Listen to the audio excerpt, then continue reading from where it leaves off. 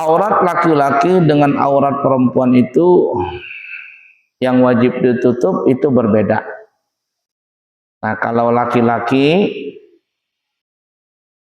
apabila dia sedang sholat, maksudnya mau sholatnya, kemudian di hadapan sesama laki-laki, ini yang wajib ditutup adalah antara pusat dengan lutut. Itu nggak boleh terbuka. Yang di atas pusat ya nggak apa-apa terbuka, yang di bawah lutut tidak apa-apa terbuka. Tapi antaranya itu tidak boleh terbuka. Kalau seandainya ada orang sholat terbuka auratnya, maka sholatnya tidak sah. Walaupun dia dalam kondisi sedang sendiri, sholat sendiri umpama. Tidak ada orang lain, maka tetap wajib menutup aurat. Atau sholatnya sendiri, tidak ada orang lain, dan kondisinya gelap gulita. Jangankan orang lain, sendiri aja nggak bisa ngelihat auratnya karena terlalu gelap. Maka ini juga tidak sah sholatnya apabila auratnya terbuka.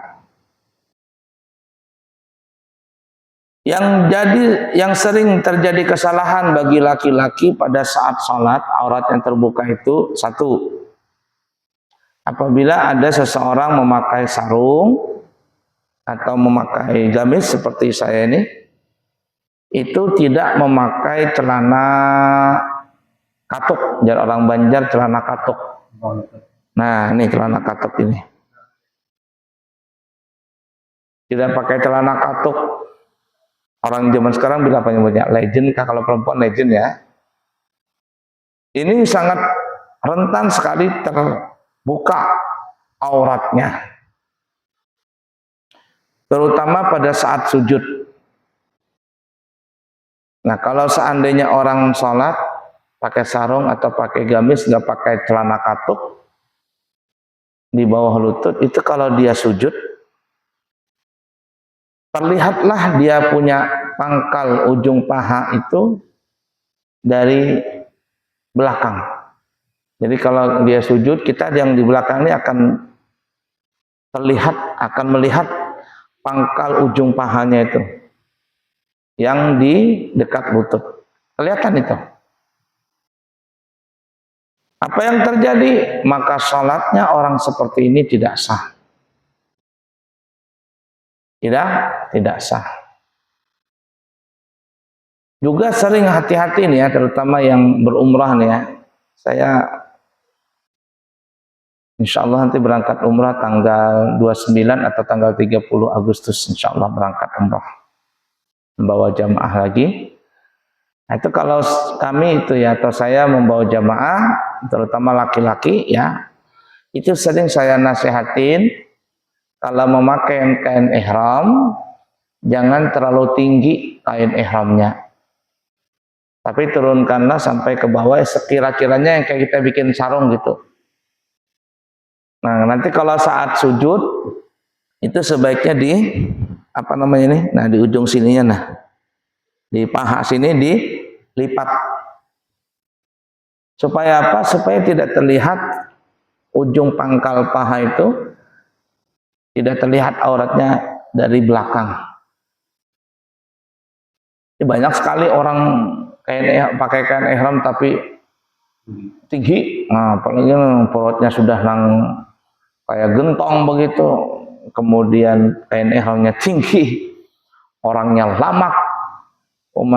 Pas dia sujud tuh kelihatan berataan.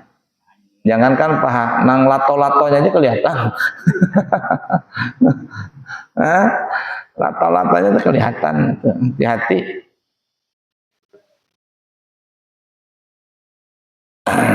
Nah, ini tidak sah salatnya kalau kelihatan aurat tadi. Itu laki-laki yang sering terjadi kesalahannya. Kemudian ada pun yang kedua, maksudnya yang kedua, laki-laki yang sering tersalah juga adalah memakai sarung atau memakai celana panjang, tapi dia menaruh simpulnya. Tahu simpul? Jangan orang Banjar simpul ya. Nih, lipatan sarungnya ini atau celananya itu, simpul celananya yang ikat pinggang tuh di bawah pusat. Di bawah pusat. Banyak orang memakai simpul, pakai sarung bersimpulnya itu di bawah pusat. Ya, janal, atau dia pakai celana di bawah pusat. Ini sangat rentang sekali kelihatan auratnya. Di mana? Satu, apabila orang itu memakai baju koko yang pakai kancing. Nah, kayak begini ya. Nah, ini. Nah, itu. Nah, itu. Kayak Pak Bahtiar. Kada berlapis, kada berkain, kada apa namanya itu, bersinglet. Kalau seandainya ruku atau sujud, kemudian ini kan antara apa namanya ini, antara kancing dengan kancing biasanya akan longgar nih, kayak longgar begini nah. Nah, kelihatan auratnya dari celah lubang sini, walaupun orang lain nggak ngelihat, tapi kelihatan. Yang di bawah pusat kelihatan. Apa yang terjadi? Maka salatnya tidak sah. Dan aurat itu bukan hanya di depan ya, bukan hanya di pusat depan, sampai ke belakang, tapi juga sampai ke pinggul belakang ini, pinggang belakang ini. Nah, segaris lurus ke belakang. Itu. Makanya kalau seandainya ada orang yang memakai sarung, simpulnya di bawah pusat, atau pakai celana dia taruh simpul itu di bawah pusat, sebaiknya dia memakai kaos apa namanya, singlet, atau sekalian pakai gambes gitu nggak apa-apa, atau pakai baju koko tapi yang panjang sampai ke mana namanya tuh, ke pangkal paha, kayak ke pinggul paha umpama.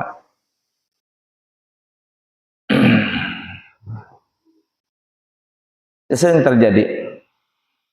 Nah, atau mungkin dia pakai baju kaos, waktu berdiri nggak kelihatan. Waktu berdiri nggak kelihatan auratnya, tapi ketika ruku, mana perutnya Garuda, tahu Garuda? Ganal parut daripada dada. Bupati, bubuhan parut timbul nih. Kemudian ruku, nah belahan pinggul sini nah. Belahan pinggul sini kelihatan. Itu nggak sah sholatnya. Atau kapan? Pada saat sujud. Pinggul ini kelihatan dia. Punya baju kan dia tak angkat tuh, karena baju kaosnya tak angkat. Kemudian belahan pinggul itu kelihatan. Apa ini? Maka sholatnya tidak sah. Nah, jadi hati-hati laki-laki yang sholat seperti itu. Nah, itu. Maka banyak orang yang nggak mengerti ini. Banyak yang tidak mengerti, melanggar di sini. Buat apa? Ibadah banyak-banyak, tapi kalau salah gimana? Makanya orang beribadah itu mesti pakai ilmu. Kalau tidak pakai ilmu, gampang sekali setan itu menggoda. 1000 orang nih beribadah, mereka ahli ibadah, tapi mereka itu nggak pakai ilmu. Bagi setan lebih mudah untuk menyesatkan yang 1000 orang tadi beribadah tanpa ilmu, ketimbang orang yang beribadah 1 orang tapi dia pakai ilmu. Lebih mudah yang 1000 orang itu setan menggelincirkan mereka. Kenapa? Karena kalau beribadah nggak pakai ilmu sembarangan. Sembarangan. Makanya harus mesti pakai ilmu beribadah itu. Dulu ada orang ahli ibadah di zaman Bani Israel. Ahli ibadah tapi nggak pakai ilmu. Suka sholat, puasa dan sebagainya.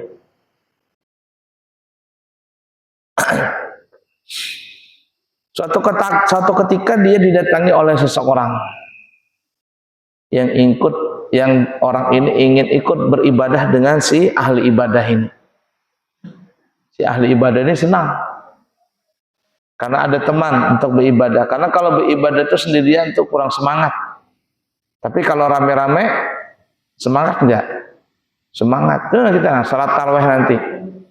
Kalau kita salat tarawih cuma sendirian, mana semangat? Tapi kalau rame kan ya, rame semangat begitu. Nah, itu.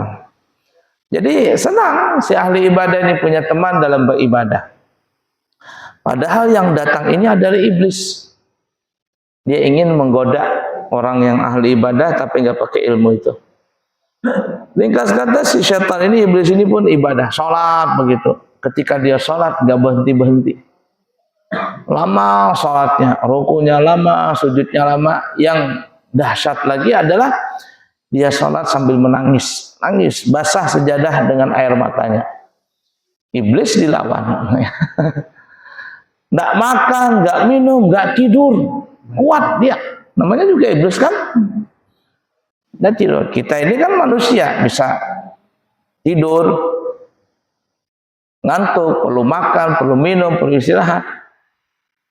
Nah, si ahli ibadah ini tergoda dia dengan ibadahnya orang ini. Jadi dia nggak tahu bahwa si orang yang ikut dengan dia ini adalah bukan manusia tapi iblis.